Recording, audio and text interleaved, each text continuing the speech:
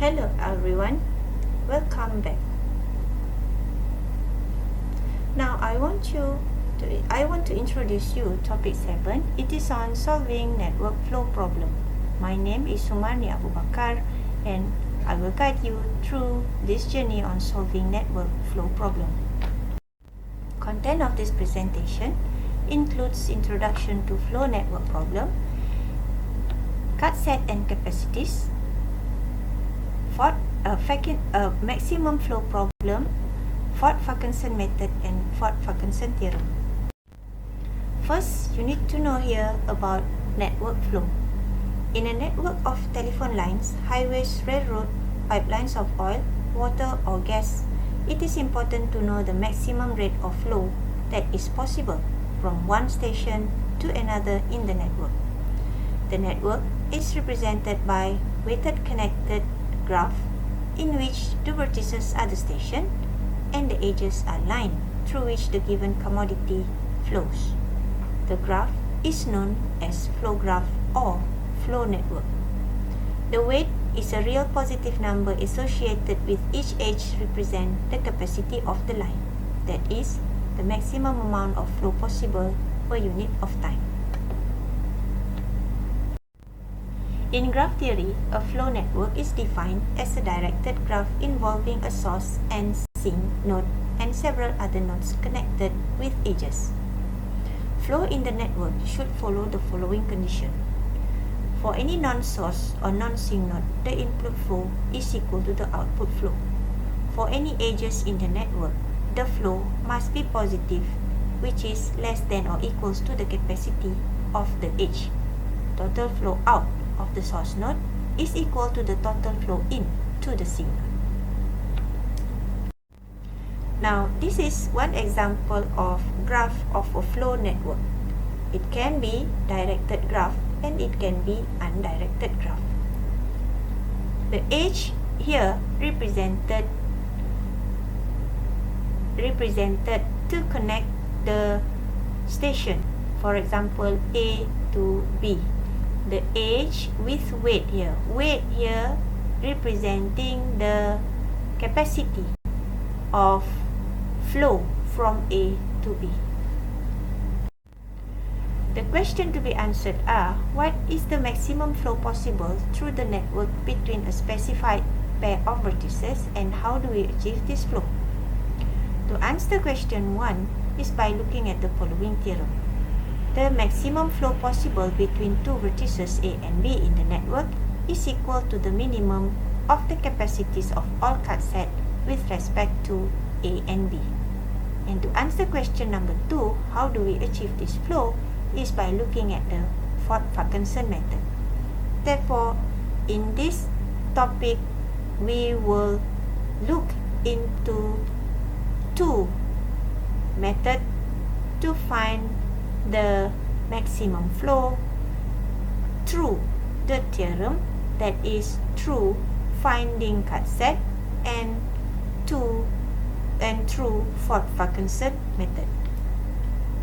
So here what you need to understand is how to find the minimum capacity of cut set and how to solve using Ford-Parkinson method. First, we look into the cut set and capacities concept. The definition of cut set is given in definition 1. A cut set with respect to a pair of vertices A and B in a connected graph G puts A and B into two different components or separates vertices A and B. If you have these two vertex A and B connected by one line, you can just cut the line so that A become in one section, B become in another section. That is the layman understanding of cut set. If we just cut one of the edges, it will only form a simple set with one edge. If there are several edges to be cut, then it will give you one set of cut edges where the element of set are the edges that you cut.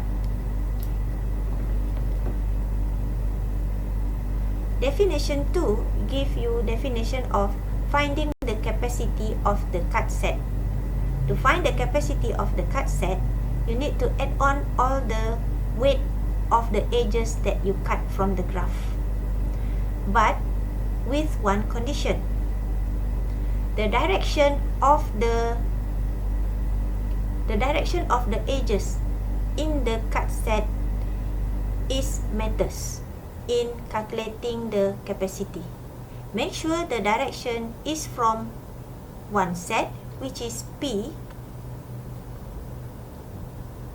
This set P must contain vertex A to another set P bar which contain vertex B.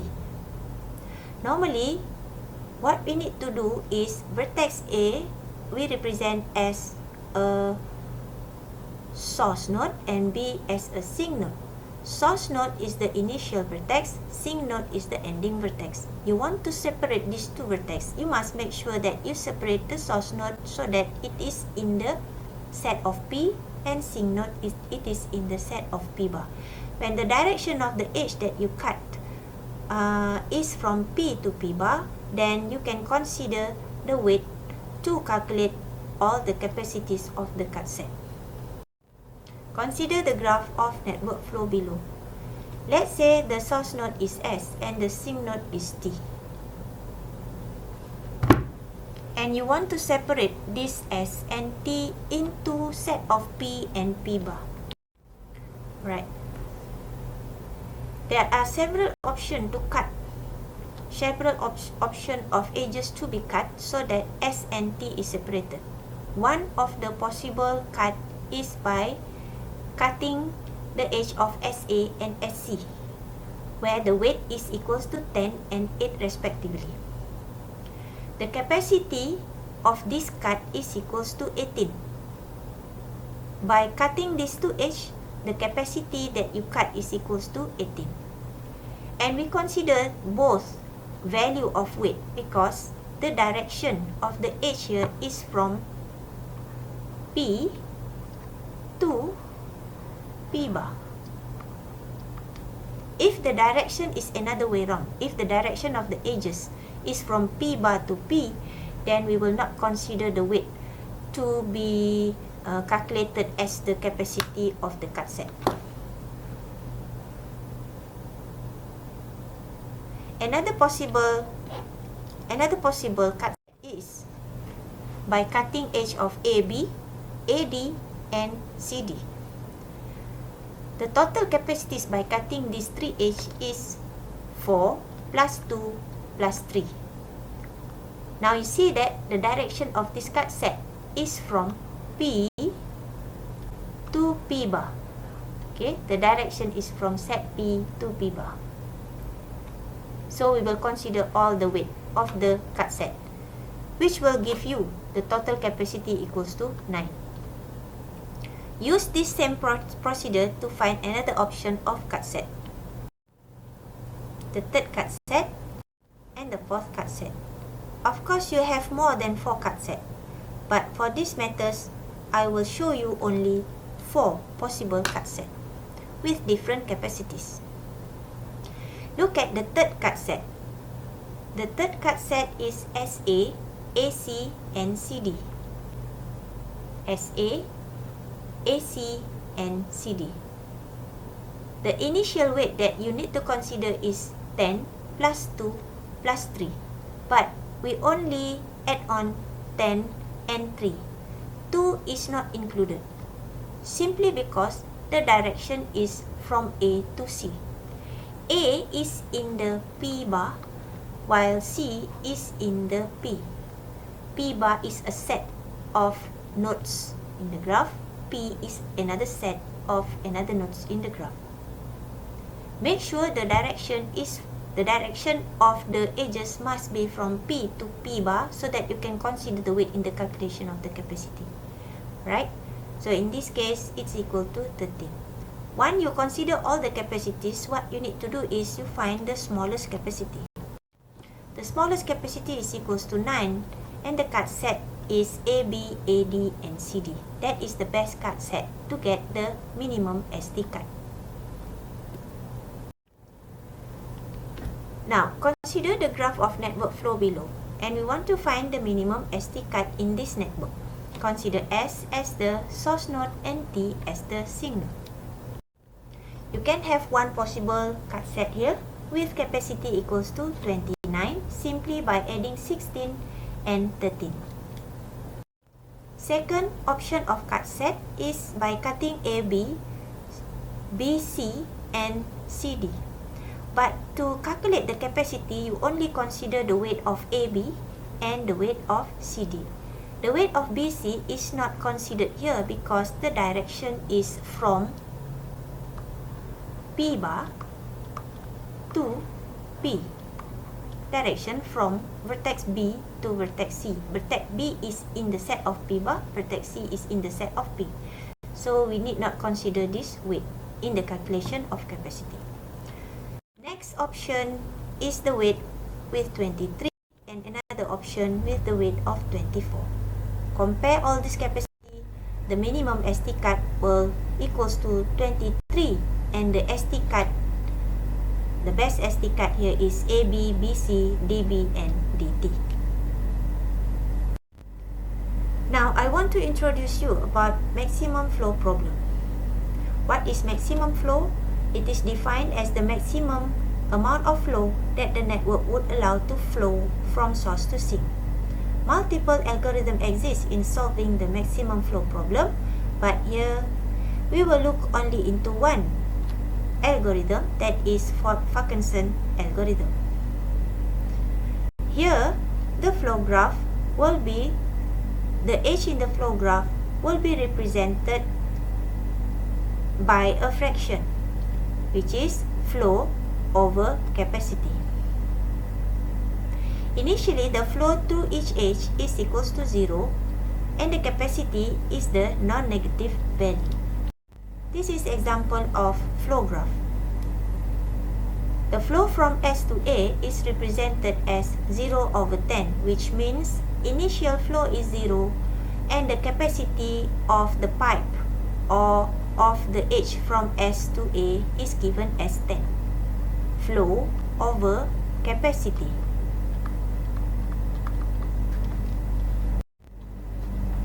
In Ford-Fulkerson method, it is a method discovered in 1956 by Ford and Fulkerson. Here, if given the network with vertices and edges, between those vertices that have certain weight, how much flow can the network process at a time? So to find the maximum flow, the Ford-Fulkerson method repeatedly finds augmenting path through the residual graph and augment the flow until no more augmenting path can be found. Look at this example of flow graph. The first flow graph here is the initial graph, where the initial flow is all equals to 0. Ford-Fulkerson method involves several steps. The first step is finding the path from source to sink. Then go to step 2, where we find the smallest capacity by finding the bottleneck value and updating the flow by using the bottleneck value. And we will go back to step 1 until we do not find any augmenting path, any more augmenting path. The maximum flow is obtained by summing all the bottleneck values obtained in the previous step. For example, here the first augmented path is the red one, SABT. And the capacity for this path is 10, 5 and 7. To find the bottleneck value, we find the minimum capacity here, which equals to 5. What we do next is we update the flow for each of the path. Firstly, for SA, the flow is 0, now that the flow of SA is 5. Similarly, the flow from A to B is also 5. The flow from B to T is also 5.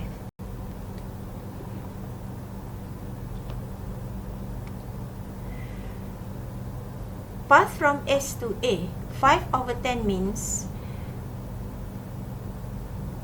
the commodity flow is 5 over the capacity 10, which means we still have balance of 5 units to flow the commodity. But 5/5 here means we already use the maximum flow for this path. Thus, we cannot use. Next step, we create the residual edges or the backward arcs. If you do not create the residual edges, then you straight away find the next path possible from S to T. Another path possible here is SC dt. S to C, C to D, D to T. This is the next new path connecting S to T. Find the bottleneck value for this particular path. You can compare the capacity of 8, 10 and 10. The minimum one is equals to 8. Then you update the flow for each of the path S to C, C to D, D to T, so that you will get new fraction as 8/8, 10/10 and 10/10. 10/10 means for this particular path CD and DT, no more flow can be used in this path.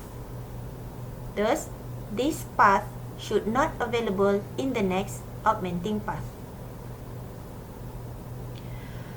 Then you find out if there is another augmenting path possible connecting S to T.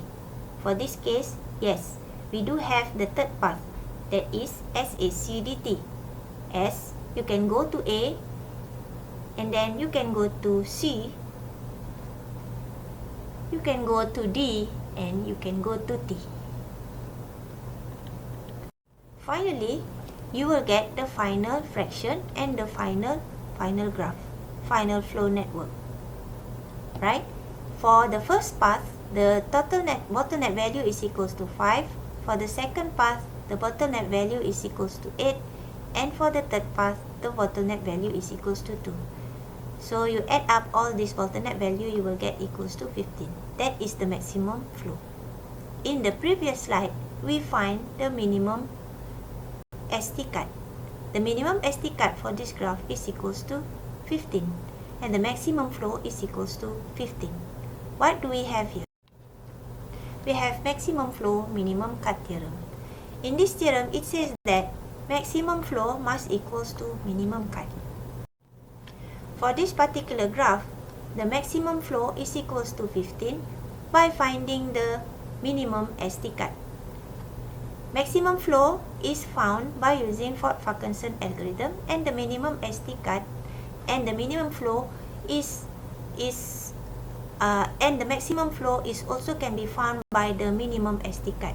So you just cut edge of A, B and C, D to get the minimum ST cut, which also represent the maximum flow. This method is verified by the Ford-Parkinson theorem.